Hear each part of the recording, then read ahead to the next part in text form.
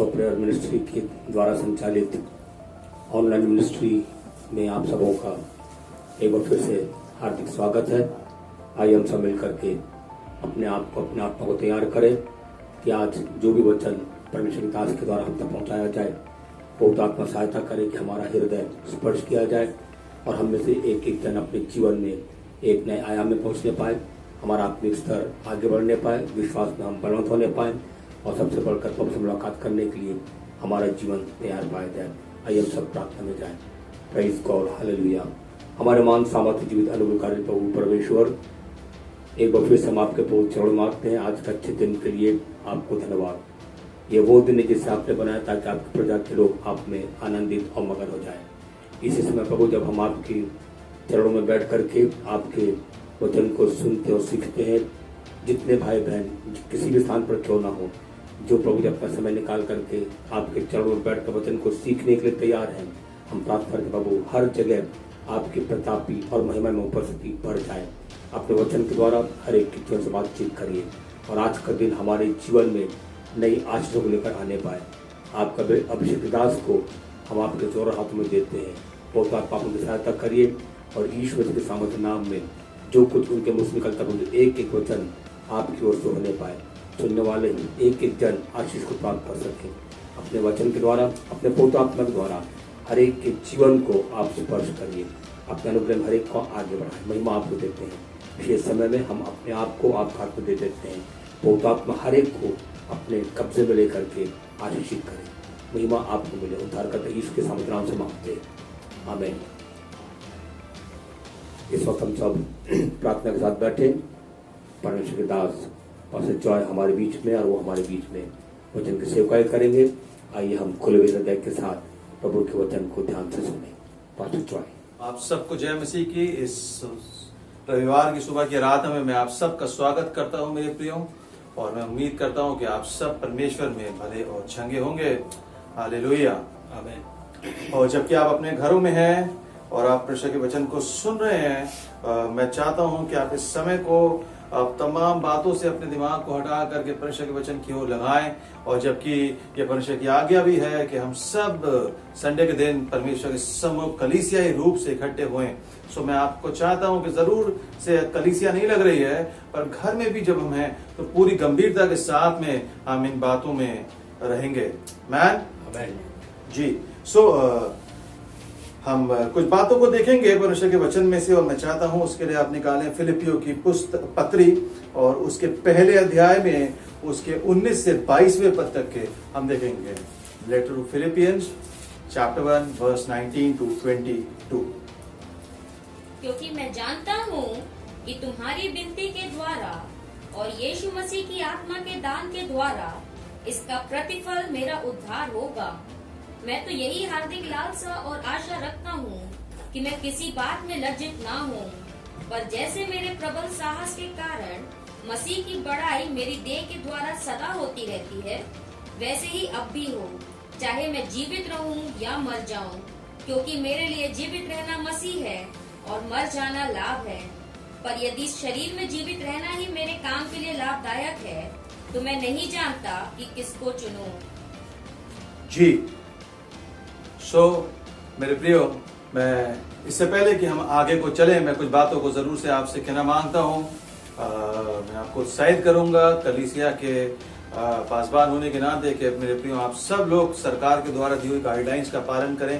जो कुछ सरकार बता रही है उन चीजों को आप बिल्कुल वैसे ही करें। हम उन लोगों में ना गिने जाएं जो कि आज्ञा का उल्लंघन कर रहे हैं या नियमों को तोड़ रहे हैं, क्योंकि हमने ढेरों बार सुना भी है कि एक अच्छा, आपके पासबान भी इस बात को बार बार बोलते हैं कि जो एक अच्छा मसीह होता है वो पहले एक अच्छा नागरिक होता है। मैन जी।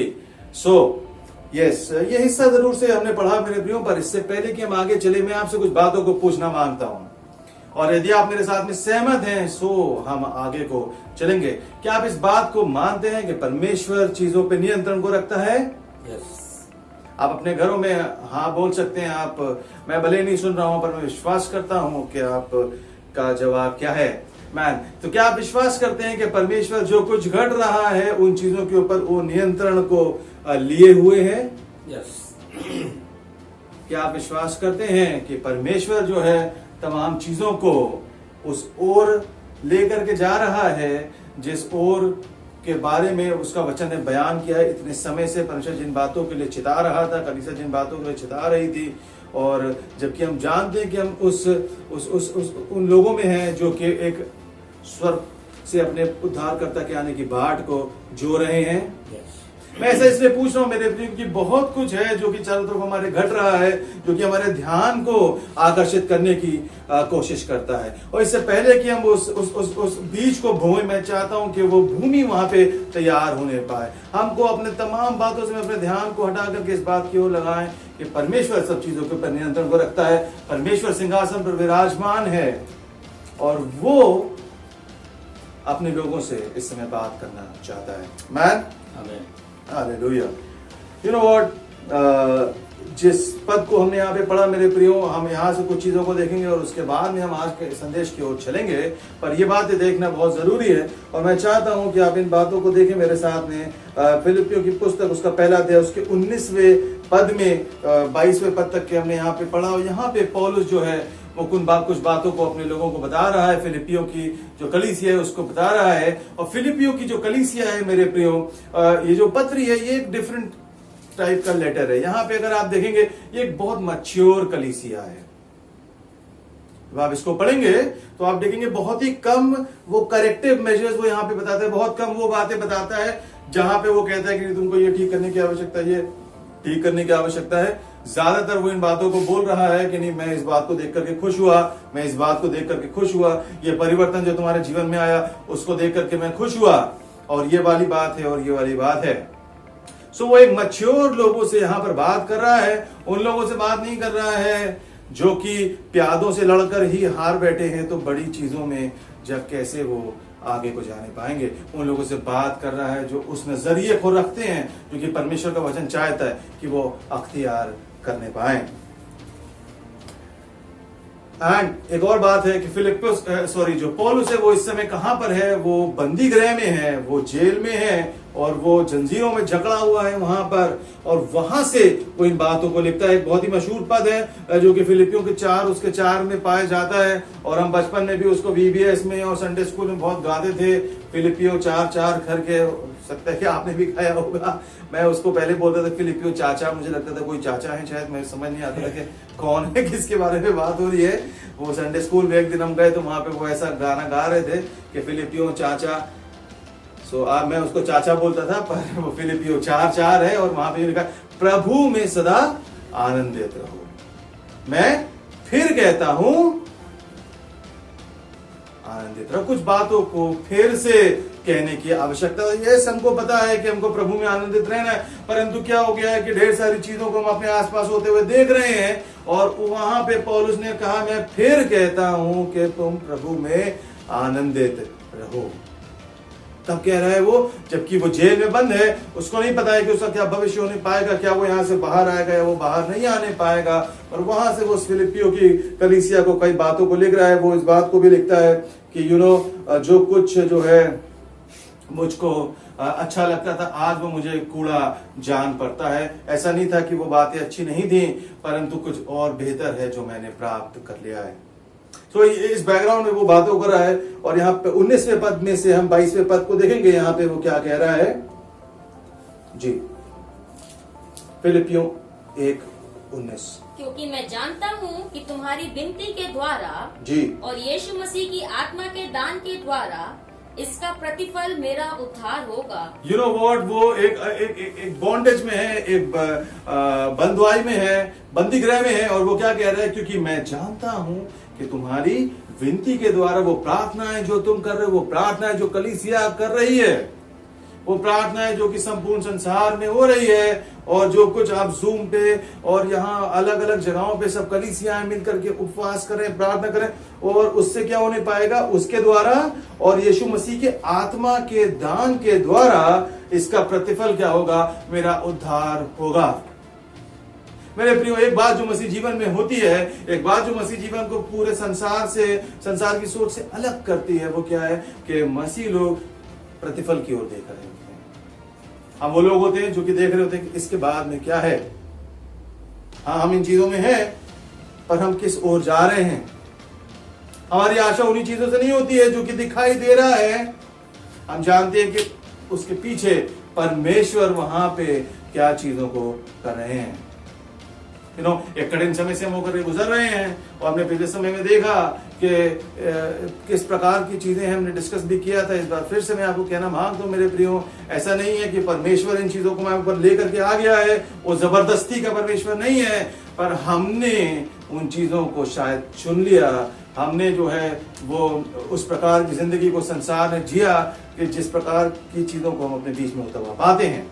पर देन यस, परमेश्वर ने अलाउ जरूर से किया कि संसार इस चीज से होकर के गुजरने पाए। सो क्या नजरिया है जो कि हमको यहाँ पर रखने की आवश्यकता है? क्या नजरिया है जो परमेश्वर के लोग इस दौरान में रखते हैं? वो हम इस बात को देख रहे होते हैं कि प्रतिफल क्या होने पाएगा, आगे क्या होने पाएगा। जब प्रभु यीशु मसीह को वो वहां पर घूसे मार रहे थे और वो थप्पड़ मार रहे थे और वो बहुत और बातों को कह रहे थे और कहते कि बता क्या तू यहूदियों का राजा है? तो उसने कहा हाँ तुम कहते हो, और आज के बाद से तुम उसको परमेश्वर के दाहिनी ओर बैठे देखोगे। वो उन दिक्कतों में था, वो उन चीजों में था, पर वो ये देख रहा था कि इसके बाद में क्या होने वाला है। मैन, यू नो व्हाट, मसीह जीवन अंधकार में जीवन नहीं है। मसीह जीवन सिर्फ उन्हीं चीजों तक के सीमित नहीं है जो कि हमको दिखाई दे रही होती हैं। हमारी बातें, हमारी चीजें उसके पार जाने पाती हैं। आगे को पढ़ेंगे, यहाँ पे क्या लिखा हुआ है? मैं तो यही हार्दिक लालसा जी और आशा रखता हूँ कि मैं किसी बात में लज्जित ना हो, पर जैसे मेरे प्रबल साहस के कारण मसीह की बड़ाई मेरी देह के द्वारा सदा होती रही है जी, वैसे ही अब भी हो, चाहे मैं जीवित रहूं या मर जाऊं। तो वो ये कह रहा है कि मेरी जो ना, चाहे मैं जीवित रहूं चाहे मैं मर जाऊं, मसीह की बड़ाई जो है वो मैटर रखती है। परमेश्वर की जो महिमा है वो चीजें इंपॉर्टेंट है। परमेश्वर का जो पर्पस है वो फुलफिल होना जरूरी है ना। उसको इस बात की चिंता यहाँ पे नहीं है कि चाहे मैं जीवित रहूं चाहे मैं मर जाऊं। मेरे प्रियो, एक बात जो मसीह जीवन में होने पाती है कि मृत्यु का भय हमारे जीवन से चला जाता है। आमीन। हम संसार के तरीके से नहीं सोच रहे होते हैं जैसे संसार बातें कर रहा होता है ना। हम वो लोग हैं जो कि फर्क लोग हैं। मृत्यु हमको डराती नहीं। 21वें पद को देखेंगे, यहाँ पे क्या लिखा है? क्योंकि मेरे लिए जीवित रहना मसीह है जी, और मर जाना लाभ है। क्योंकि मेरे लिए जीवित रहना मसीह है और मर जाना लाभ है। Man, hallelujah. बहुत सारे पद हैं जो वचन में अच्छे हैं, जो कि पाए जाते हैं, पर कुछ एक पद हैं जो बिल्कुल कम शब्दों में पूरी बात को बयान करते हैं। मैं क्या कह रहा था, जब हम अभी 20वें पद को मैं देख रहे थे कि वो बोल रहा है कि चाहे मैं जीवित रहूं चाहे मैं मर जाऊं, यू नो व्हाट, हमारे लिए मृत्यु अचानक से होने वाली घटना नहीं है। हमारे लिए मृत्यु कोई ऐसी चीज नहीं है जो कि कभी भी हो जाएगी। हम जानते हैं कि परमेश्वर चीजों को नियंत्रित करता है और परमेश्वर गड़बड़ी का परमेश्वर नहीं है। तो जबकि ये मृत्यु का भय हमारे चारों तरफ मंडरा रहा है, हम चीजों को वैसे नहीं देखते हैं जैसे कि संसार देखता है। हमको पता है कि परमेश्वर के पास हमारे लिए एक योजना है। ऐसे नहीं होगा कि कोई आंधी आएगी और हमको मिटा करके तहस नहस कर देगी। यस, कुछ लोग जरूर से हमारे बीच में से चले गए, पर हमको पता है कि वो कहाँ पे गए। अभी एक मेरे मिलने वाले हैं और उनके किसी प्रियजन की मृत्यु हो गई थी और वो डिफरेंट सिटी में रहते हैं। एंड मैंने देखा कि बहुत मैच्योरिटी की बातें उन्होंने अपने व्हाट्सएप के स्टेटस में लिख करके रखी हुई थी। उन्होंने बोला कि यू नो व्हाट, एक समय आएगा जब हम आपसे मिलने पाएंगे, एक समय आएगा जबकि हम वहां पे जाने पाएंगे। ये नजरिया है जो कि मसीह जीवन जो है वो हमको देता है। संसार के पास में आशा नहीं है कि यू नो ये क्या हो गया। हमको पता है जो कुछ हो रहा है, पर हमारे जीवन में यदि होगा सो परमेश्वर की इच्छा से होने पाएगा। यूं तो जो कुछ संसार में भी जो हो रहा है वो परमेश्वर ने डेफिनेटली अलाउ किया है। उसकी इच्छा नहीं थी, बट किसी कारण से वो अलाउ होने पाया। पर हमारे जीवन में जो कुछ भी होगा, यदि हम परमेश्वर के साथ में चलने वाले व्यक्ति, परमेश्वर चीजों को नियंत्रित करता है। तो इसलिए हम कभी भी ठगा हुआ सा महसूस नहीं करने पाएंगे, हम कभी पछताने में जाने नहीं पाएंगे। और इसीलिए पौलुस क्या कह रहा है? मेरे लिए जीवित रहना मसीह है। For me you know to live is Christ and to die is gain।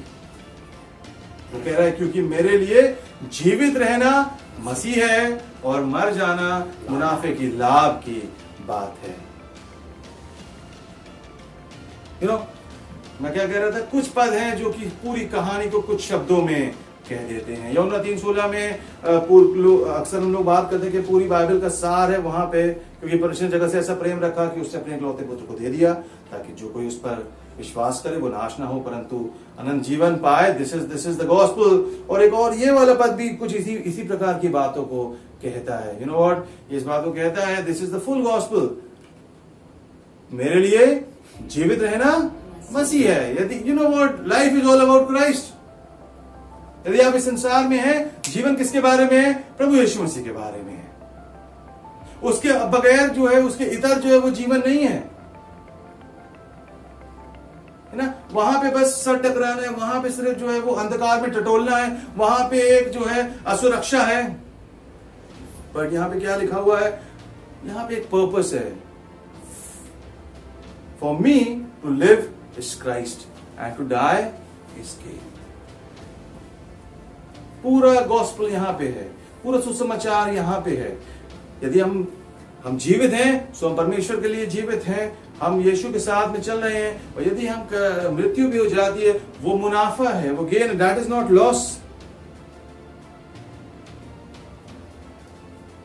संसार उसको अलग तरीके से देखता है। मसीह जीवन में क्या होने पाता है कि हम जो है वो गेन है। यही तो हमारा अल्टीमेट एम था कि हम परमेश्वर के पास में पहुंचने पाए। इसी के लिए तो हम दौड़ रहे थे, इन्हीं चीजों के लिए तो हम मेहनत कर रहे थे। सो वो हमारे लिए जो है वो कोई ऐसी बात नहीं है जो कि हमको बड़े दुख में लेकर के जाती है, डेफिनेटली।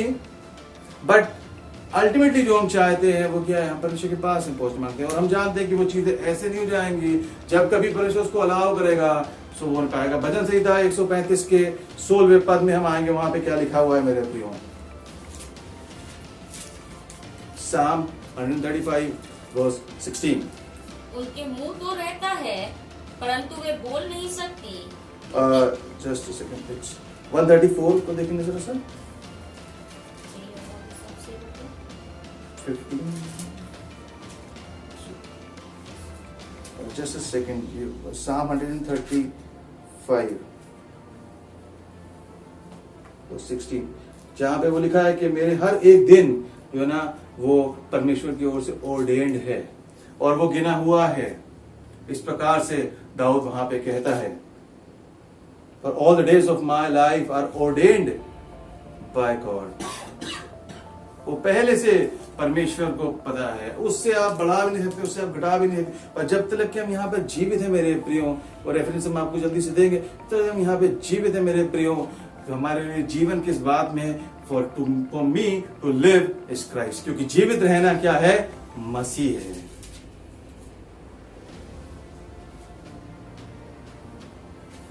क्या कह रहा है पौलुस यहाँ पे कि मेरे लिए क्या है? जीवित रहना जो है वो मसीह है।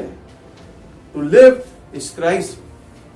दिक्कत क्या है? दिक्कत इस बारे में मेरे प्रियो कि संसार जो है वो आज डर में क्यों है, वो दिक्कत में क्यों है, वो घबराहट में क्यों है, और जो घबराहट है वो ज्यादा इस बारे में क्यों महसूस हो रही है? क्योंकि हमने इस बात को अपने जीवन में अख्तियार नहीं किया था। हमने इस नजरिए को अपने जीवन में लेकर के नहीं आए थे कि जीवित रहना मसीह है। To live is Christ. मैं आपसे पूछना मांगता हूं, यू नो व्हाट, जब ये शुरू होता है अंग्रेजी में लिखा है for me to live is Christ. For me, what is life for you? आपके लिए जीवित रहना क्या है? What is it to live for you?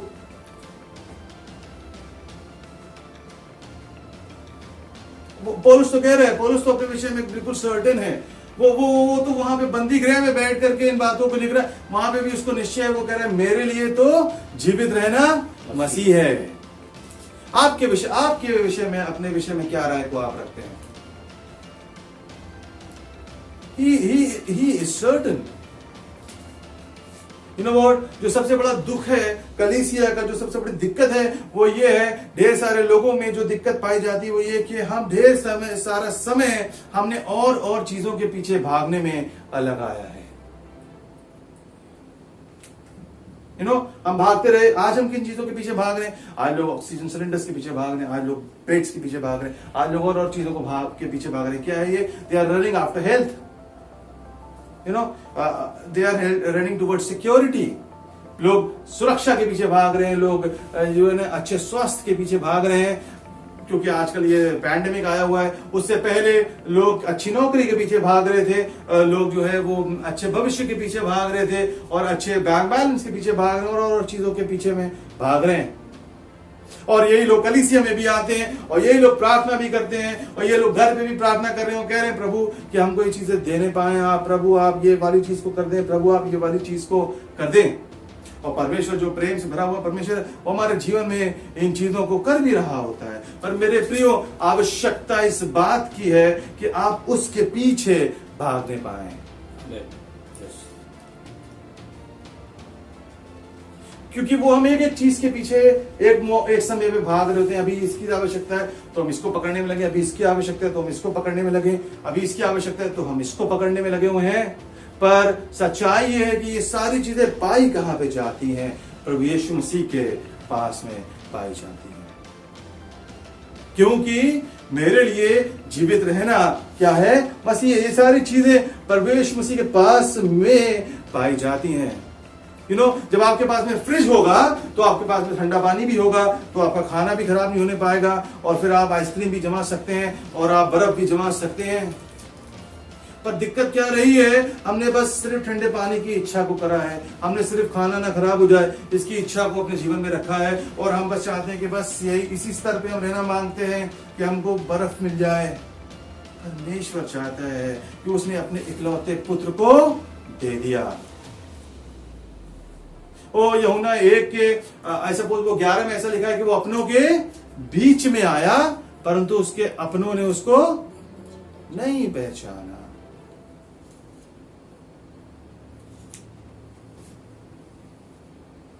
जब वो चल रहा था, हजारों की भीड़ उसके पीछे चल रही थी। जब वो चमत्कार कर रहा, जब मुर्दे जलाए जा रहे थे, जब वो उस घर में था, तो जहां पे उनको छत खोलनी पड़ी, इतनी भीड़ थी कि वहां पे कोई प्रवेश नहीं कर सकता था, इसलिए छत से उस आदमी को लटकाया गया जो कि उस पलंग पर ऊपर था। जब वो खाना खिला रहा था 5 रोटी 2 मछली से, तो तकरीबन जो है ना वो हजारों की भीड़, 20,000 की भीड़ वहां पे तकरीबन थी, है ना। एंड ढेरों बार बड़े बड़े मौजे हो रहे थे, तब ढेर सारे लोग वहां पर थे।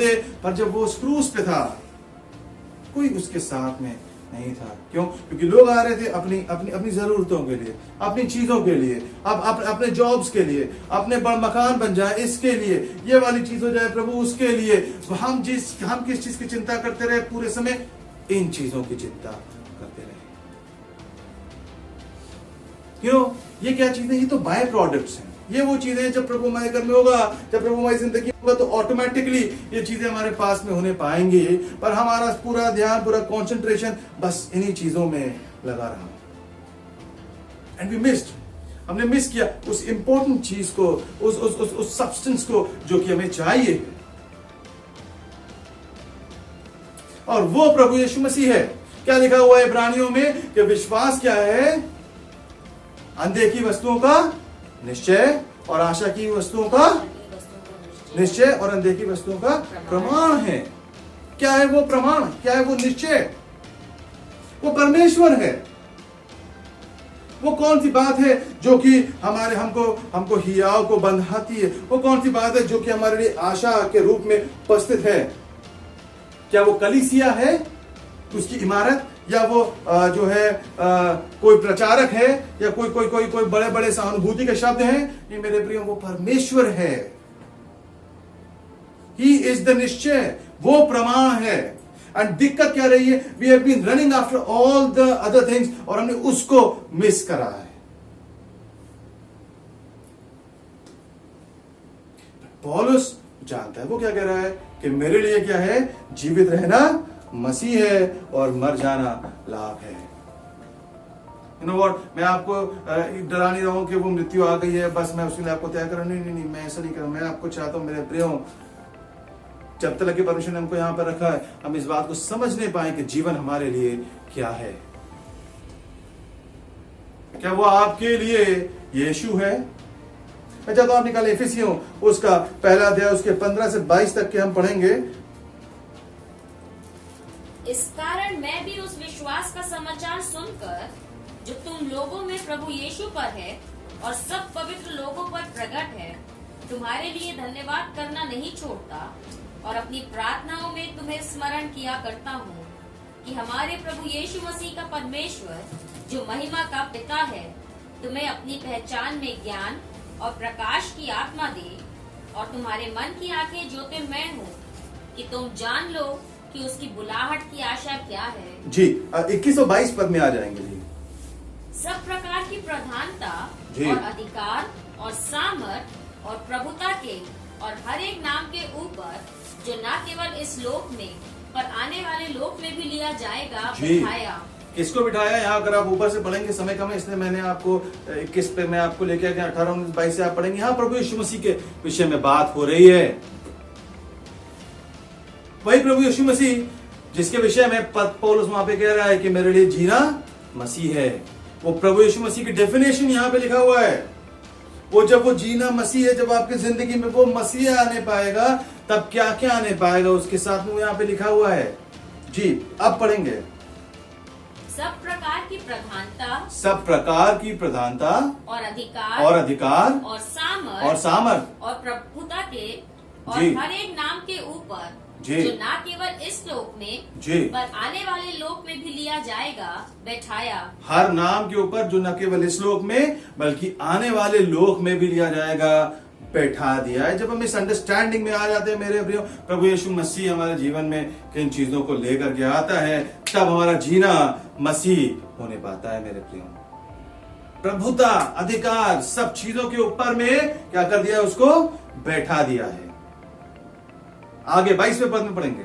और सब कुछ उसके पांव तले कर दिया और उसे सब वस्तुओं पर शिरोमणि ठहराकर कलीसिया को दे दिया। जी जी जी जी। जो कुछ आप देख रहे हैं संसार में मेरे प्रियो, जिन चीजों के पीछे आप संसार में भाग रहे हैं, वो सारी चीजों के ऊपर प्रभु यीशु मसीह को शिरोमणि ठहराकर कलीसिया को दे दिया गया है।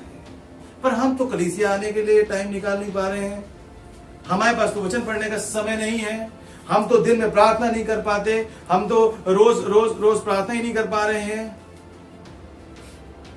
मेरे प्रियो। हमारे पास्टर थे, वो इस बात को बोला करते थे कि जैसे गंजे को यू नो व्हाट कंगी दे दी हो, है ना, और जिनके पास दांत नहीं उनको अखरोट दे दिए हो। दे तो सब कुछ दिया है पर हमारा तो ध्यान उस तरफ में है ही नहीं। हम तो उन चीजों की ओर ध्यान ही नहीं दे रहे हैं। हमको तो अपनी मर्जी से जीना बहुत पसंद आ रहा है और हम बस आशीषों को और हम बस और चीजों को, बस कुछ कुछ चीजों को हम करना मांगते। पर पौलुस क्या बोल रहा है कि वो मसीह है। वो जीवित रहना क्या है? वो मसीह जीवित रहना इस बारे में नहीं है कि हमारे जीवन में बहुत सारी आशीषें पाई जाती, सब कुछ अच्छा चल रहा है, वेरी गुड, पर क्या मसीह वहां पर विद्यमान है? क्या परमेश्वर वहां पे पाया जाता है? क्या आपके लिए जीवित रहना Masih? In fact the question is this, is life about having Christ in your life? क्या आपके लिए जीवन के मायने ये हैं कि परमेश्वर आपकी जिंदगी में होने पाए? मायने नहीं लगता कि क्या छूट रहा है और क्या जा रहा है, किन चीजों में हमें ना बोलना पड़ रहा है, किस चीज में हमें कॉम्प्रोमाइज से बाहर आना पड़ रहा है, किन दोस्तों को हमें छोड़ना पड़ रहा है, किन बातों को हमें छोड़ना पड़ रहा है। आवश्यकता इस बात की है कि क्या आपका जो केंद्र बिंदु है, आपका जो अप्रोच है, क्या वो प्रभु यीशु मसीह है?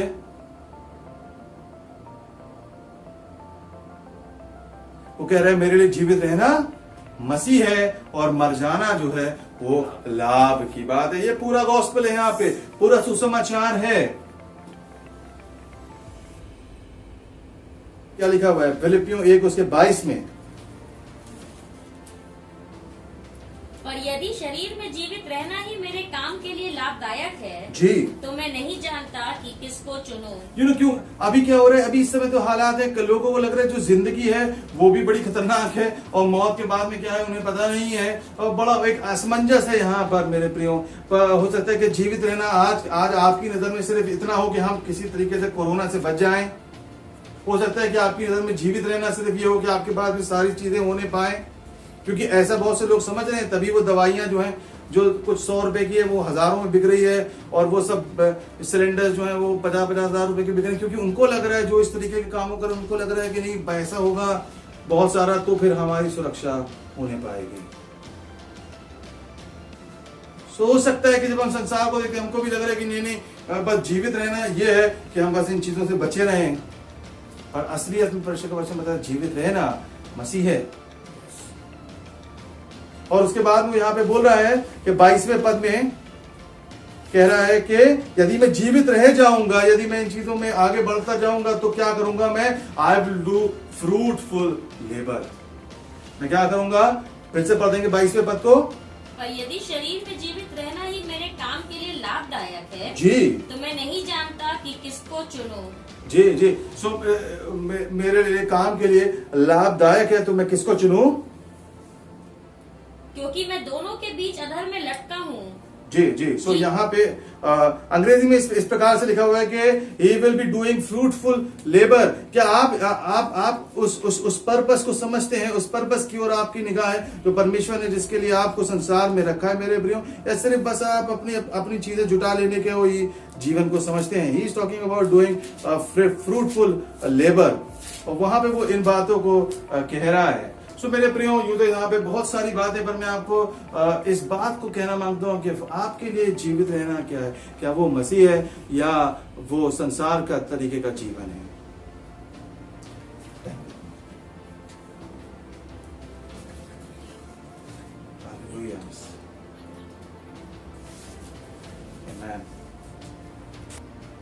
सो मेरे प्रियो, मैं चाहता हूं कि आप इन बातों को ध्यान दें। जब तक कि हम जीवित हैं तब तक कि हमारे सिर्फ एक उद्देश्य है कि हम उसमें वो फ्रूटफुल लेबर को करते रहेंगे। हम परमेश्वर के साथ में उन चीजों में लगे रहेंगे जिसके लिए उसने आपको कलीसिया में जोड़ा है, वरना आप भी बाहर उस अंधकार में हो सकते थे जहां पे बाकी संसार है।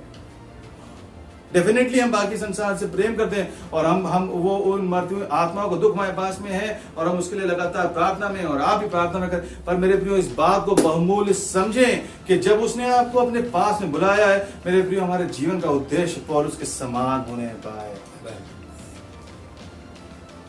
जीवित रहना मसीह होने पाए, और हम इस बात को समझ नहीं पाए कि जब हम जीवित रहेंगे मसीह में मेरे प्रियो, तो डेफिनेटली मृत्यु हमारे लिए हानि का कारण नहीं होने पाएगी, वो लाभ में होने पाएगी। हालेलुया। सो एक और वचन के हिस्से को हम देखेंगे और वहां से कुछ बातों को हम सीखेंगे और उसके बाद में हम इस को खत्म करेंगे। उसके लिए मैं चाहता हूं निकालें पहला राजा, उसका पहला अध्याय, उसके 5 से 9 पद को हम देखेंगे। पहले राजा की पुस्तक, उसका 5वां अध्याय, उसके 9 पद तक के। तब हग्गीत का पुत्र अदोनिया सिर ऊंचा करके कहने लगा, मैं राजा बनूंगा। अतः उसने रथ और सवार और अपने आगे आगे दौड़ने को 50 पुरुष रख लिए। उसके पिता ने जन्म से लेकर उसे कभी यह कहकर उदास ना किया था, तूने ऐसा क्यों किया? वह बहुत रूपवान था और अब शालोम के बाद उसका जन्म हुआ था। उसने सरूया के पुत्र योआब से और एब्यातार याजक से बातचीत की और उन्होंने उसके पीछे होकर उसकी सहायता की। परंतु सादोक याजक यहोयादा का पुत्र बनाया, नातान नबी, शिमीरेई और दाऊद के शूरवीरों ने अदोनिया का साथ ना दिया। अदोनिया ने जोहेलेत नामक पत्थर के पास, जो एनरोगेल के निकट है, भेड़, बैल और तैयार किए हुए पशु बलि किए और अपने भाई सब राजकुमारों को और राजा के सब यहूदी कर्मचारियों को बुला लिया।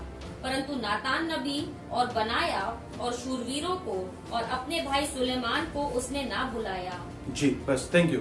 सो मेरे प्रियो, यहाँ पे हम कुछ इम्पोर्टेंट बातों को देखेंगे। और यहाँ पे क्या हो रहा है कि क्यों तो मैं पिछले हफ्ते इस बात को कह रहा था आपसे कि आप लोग, ये समय है कि हम परमेश्वर के सम्मुख पश्चाताप में जाने पाए। एंड उस वजह से हम यहाँ पे एक व्यक्ति को देखते हैं जिसका नाम अदोनिया है, और जो जा करके जो है वो उससे कुछ गलतियां हो गई और फिर उसने जो है वो वहां पे परमेश्वर के मंदिर में जाकर वो सींग को पकड़ करके वो वहां पे अपनी सेफ्टी को वहां पर ढूंढ रहा था। एंड मैं फिर उसके बारे में इस पे वर्णन करता रहा और मैं यहाँ पे कुछ खूबसूरत बातों को मैंने यहाँ पे परमेश्वर की अगुवाई में सीखा और मैं चाहता हूँ कि आप इसको यहाँ पर सीखें। मेरे प्रियो, यहाँ पे 2 भाइयों के बारे में कहानी है। यूं तो हम पूरा चैप्टर इस बात से भरा हुआ है, पर मैं शॉर्ट में आपको स्टोरी बताना मांगता हूँ। यहाँ पे 2 भाइयों के विषय में बात हो रही है कि सुलेमान है और दूसरा अदोनिया है। और सुलेमान जो है वो बत्शेबा उसकी माँ है और अदोनिया की माँ हगीत है, पर जो दाऊद है वो उन दोनों का पिता है। एंड ये इस पुराने जमाने में एक से ज्यादा लोग शादियां उस जमाने में किया करते थे। परमेश्वर की इच्छा इस बारे में नहीं थी, बट देन वहां पे कई सारे लोग जो राजा थे खासतौर से वो इस चीज प्रैक्टिस में थे। कभी और उन चीजों पे हम डिस्कस करेंगे, पर आज जो हम यहाँ पे डिस्कस करना मांगते हैं कि यहाँ पे दो भाई हैं, दोनों जो है वो सेम परवरिश में है, सेम चीजें वहां पे प्राप्त हैं। और वहां पे क्या होने पाता है कि अदोनिया जो है वो राजा बनने के लिए वो अपने आप को प्रेजेंट करता है। वो चाहता है कि मैं दाऊद के बाद में उस सिंहासन पे बैठने पाऊं। वो चाह रहे हैं कि मैं जब दाऊद की मृत्यु हो जाए तो मैं राजा होने पाऊं। और सुलेमान जो है, दाऊद ये चाहता है कि सुलेमान वहां पे गद्दी पे बैठने पाए। और सुलेमान से उसने जो है उसकी सुलेमान की माँ जो थी उससे दाऊद ने इस बात को वचन को दिया हुआ था कि नहीं, सुलेमान मेरे बाद में गद्दी पे बैठने पाएगा। और क्या होता है, यूं तो हम सब लोग कहानी जानते हैं कि कैसे इस प्रकार से चीजें होने पाई।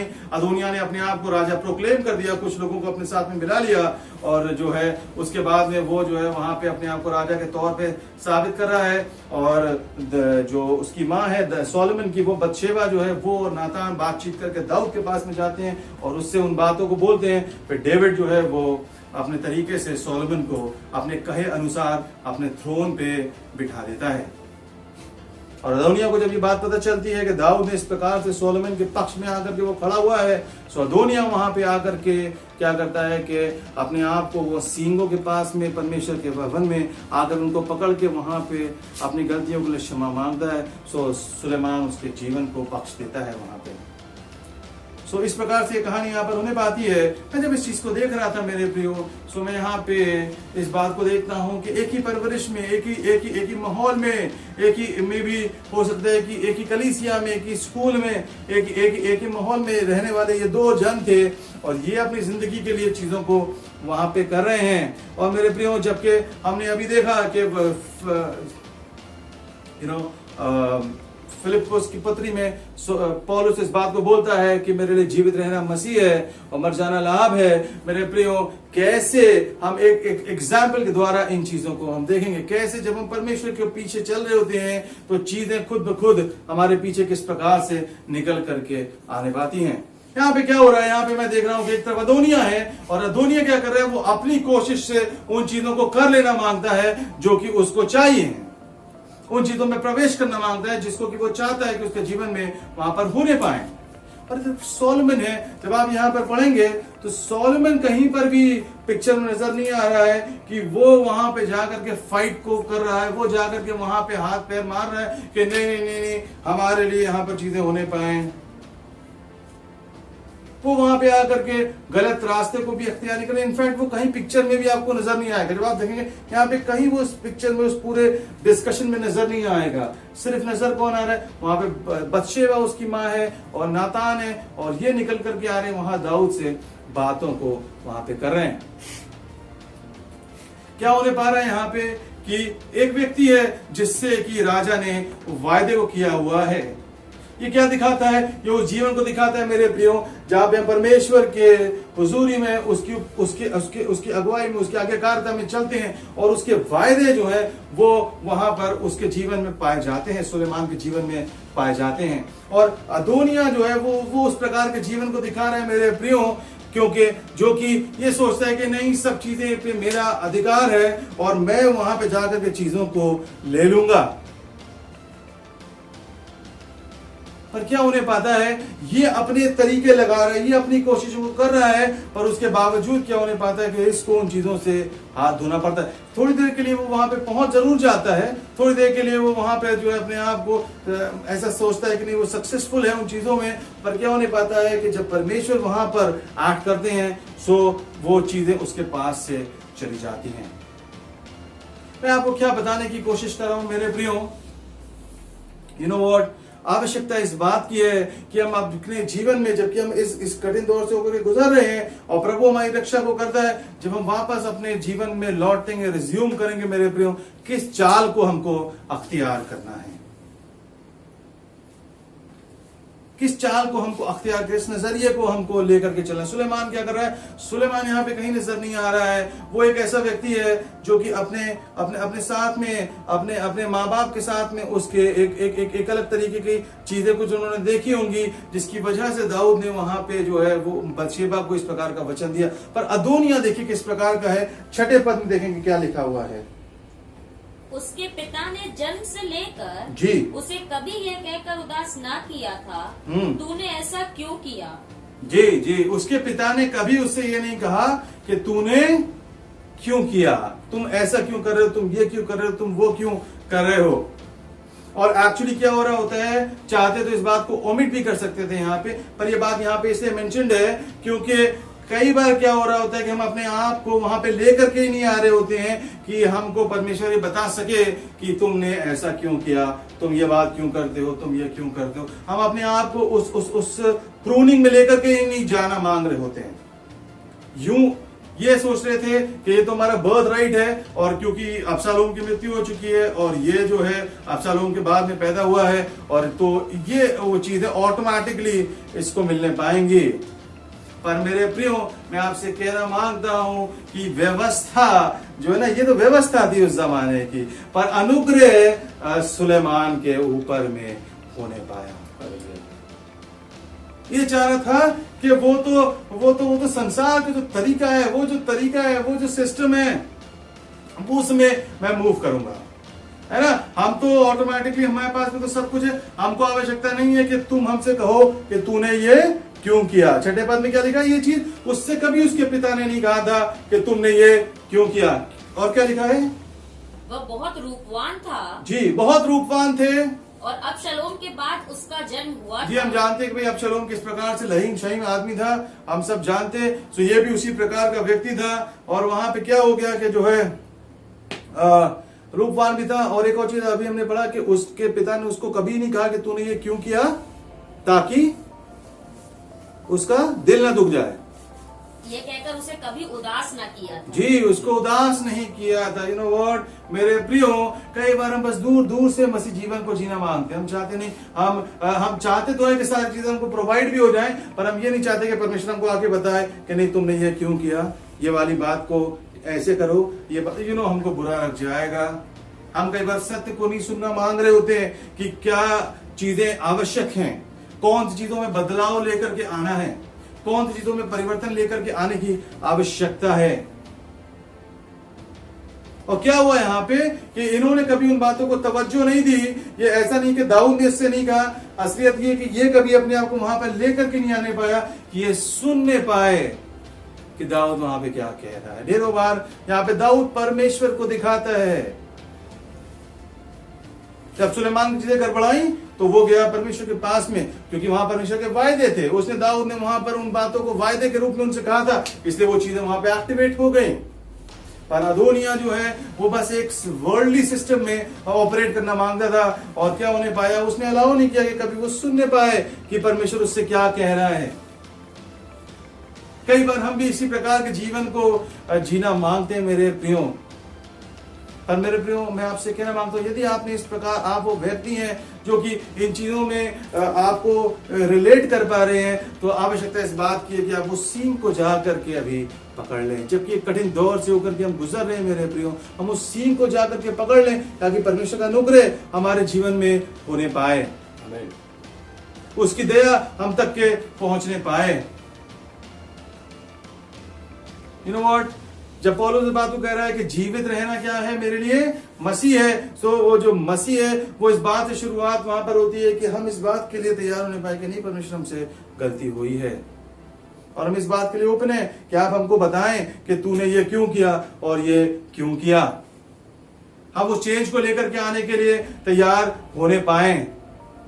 एंड तब क्या होगा मेरे प्रिय, इसलिए नहीं क्योंकि परमेश्वर हम पे अंकुश को लगाना मांगते, इसलिए ताकि वो हमारे जीवन में उन खूबसूरत वायदों के साथ में निकल करके आने पाए। क्या होने पाए, यहाँ के 42वें पद में हम बस देखेंगे एक बात को, फिर हम कदम करेंगे। वह यह कह ही रहा था कि एब्यातार याजक का पुत्र योनातान आया, और अदोनिया ने उससे कहा, भीतर आ, तू तो भला मनुष्य है और भला समाचार भी लाया होगा। जी जी जी, यहाँ पे एक बहुत बड़ी पार्टी ये लोग कर रहे थे कि उन्हें अपने आप को राजा बना लिया था। कई बार जो संसार में आज जो दिक्कत इसलिए है क्योंकि हम अपने आप से राजा बन जाना मांगते हैं, हम अपने आप से उन चीजों को कर लेना मांगते हैं जो कि परमेश्वर के अख्तियार में है, और वहां पे ये पार्टी को इन्होंने थ्रो कर दिया। और उसी प्रकार से मेरे प्रियो संसार है, और वहां पे क्या इन्हें लगा कि जब तुम आए हो, जो मैसेंजर वहां पे आया था, पीतरा जी तू तो भला मनुष्य है और भला समाचार भी लाया होगा। जी जी जी जी जी, हम चाहते हैं, संसार चाहता है कि बस सब कुछ हमेशा भला भला भला होता रहे। हम जो है अच्छा हम जॉब कर लिया, अच्छा एजुकेशन हो गया, अच्छा मकान है, अच्छी चीजें, सब भला भला होता रहे, हमसे भली भली बातें आप कहिए, भला समाचार हमको पता चलता रहे। पर मेरे प्रिय जो समाचार आज संसार को सुन लेने की आवश्यकता है वो ये है कि बहुत जल्द है कि आने वाला आता है और वो देर ना करेगा। और हमको अपने मार्गों को सुधार लेने की आवश्यकता है, हमको अपनी जिंदगियों को वो छठे पद में लेकर के आने की आवश्यकता है, जहां पे वो हमसे वो कहने पाए कि हमें किन बातों को सुधारने की आवश्यकता है। सोलोमन के जीवन में उस अनुग्रह ने काम किया और उसने उसको वहां तक के पहुंचा दिया। अदोनिया वो उस सांसारिक रीति रिवाज के अनुसार चलने पसंद किए, और क्या होने पाया कि ज्यादा दिन तक के वो रिपेंटेंस भी उसकी जो है वो सच्चे हृदय से नहीं थी। आप आगे बढ़ेंगे और वो मौत के घाट वहां पर उतार दिया गया। मैं आपसे कहना मांगता हूं मेरे प्रियो कि यदि आप जीवित रहना मांगते हैं तो आप इस बात को समझें कि जीवित रहना सिवाय मसीह के और कुछ नहीं है। आमीन। वो कह रहा है, पौलुस इस बात को कह रहा है, for me to live is Christ. मैं आपको इस सवाल के साथ में छोड़ना मांगता हूं मेरे प्रियो। ये इस बहुत कुछ हो रहा है जिसको कि हमारे चारों तरफ घट रहा है, but for you what is to live. आपके लिए जीवित रहना क्या है? कि आपके लिए जीवित रहना जो है वो अपने पार्टी में अपने इच्छा में रहना है, और बस अभी हम चाहते हैं कि नहीं परमेश्वर बहुत हो गया, अब आप चीजों को ठीक कर दें। या आपके लिए जीवित रहना परमेश्वर के वायदों पे भरोसा रखना, जो सुलेमान ने कहा, जो सुलेमान ने किया, और उसके लिए चीजें ऑटोमेटिकली वहां पे आ गई, उसके पक्ष में लोग ऑटोमेटिकली खड़े हो गए। आवश्यकता इस बात की मेरे प्रियो कि हम इस बात को समझें कि जीवन हमारे पास में तब तक है जब तक यीशु हमारे पास में। यस, अगर जीवित रहना हमारे लिए मसीह है मेरे प्रियो, मैं आपसे कहना मांगता हूं कि ये जिस समय में आप चल रहे हैं यहां पर भी आप पौलुस के समान जो है प्रभु में आनंदित रहने पाएंगे। वरना मेरे प्रियो संसार में जो ढेर सारे प्रभु के दास भी इस बात को कह रहे हैं, जितने लोग इस दिक्कत से जो है वो परेशान नहीं, उससे ज्यादा लोग डर से परेशान हैं। और आप उस डर को हराना मांगते हैं मेरे प्रियो, आप परमेश्वर की उपस्थिति में निकट में उसके आए और वहां पे आप आनंद को प्राप्त करने पाएंगे।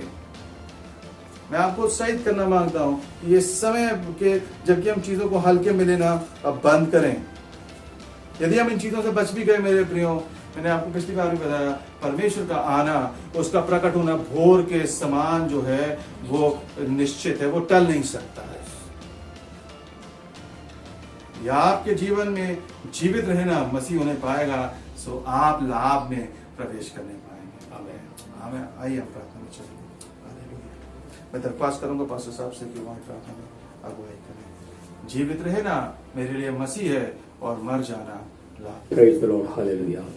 हमारे महान सामर्थ्य दयालु पिता परमेश्वर, हम आपको धन्यवाद देते हैं आज के अच्छे दिन के लिए, आपके जीवित और सदा रहने वाले वचन के लिए हम आपको धन्यवाद देते हैं। फूल मुरझा जाता है, घास सूख जाती है, लेकिन आपका वचन सदा अटल रहता है। आपको धन्यवाद प्रभु जी। आज हमने आपके वचन को सुना है, पवित्र आत्मा प्राप्त कर इन वचनों के साथ आप हमारे जीवन में कार्य को करिए, ताकि प्रभु हम अपने जीवन के अंदर पौलुस समान कहने पाए, मेरे लिए जीवित रहना मसीह और मर जाना लाभ है। हम जिए तो आपके लिए, मरे तो आपके लिए। प्रभु हम पर अनुग्रह करिए, आपका पवित्र लगातार हमारे जीवन से बातचीत करने पाए, गिराने वाली बातें जीवन से गिराई जाए, और वही बातें जो हमेशा आपके सम्मुख स्थिर रहती वो बात हमारे जीवन के अंदर पाई जाए। आपके दास ने जो मेहनत करते हो इसके वजह उनको बेप्रमाण आशीष दीजिए, और भी अपना कार्य अभिषेक के साथ उनको आने दिनों के अंदर इस्तेमाल करिए। जितने कानूनी वचन को सुना प्रभु प्रार्थना करते हैं, एक एक जीवन आप में आशीषित होने पाए।